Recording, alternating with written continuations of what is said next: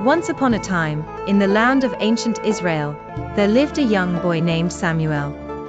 Samuel was a curious child who loved exploring, asking questions, and learning about his faith. Every evening, he would sit by the feet of his wise grandfather and listen to stories about the heroes of the Bible. One evening, Samuel's grandfather told him the story of a young shepherd boy named David.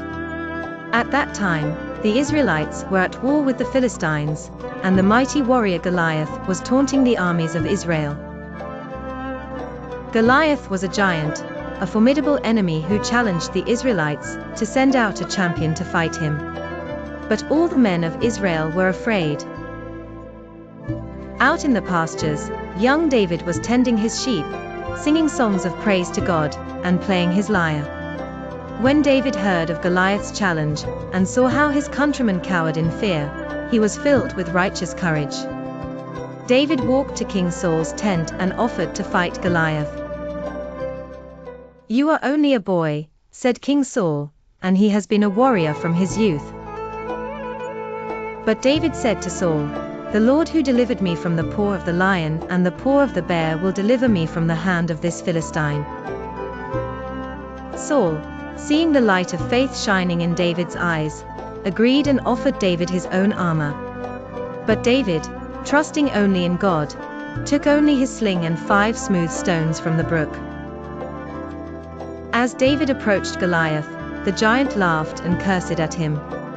Yet David stood firm and declared, "You come against me with sword and spear and javelin, but I come against you in the name of the Lord Almighty, the God of the armies of Israel, whom you have defied."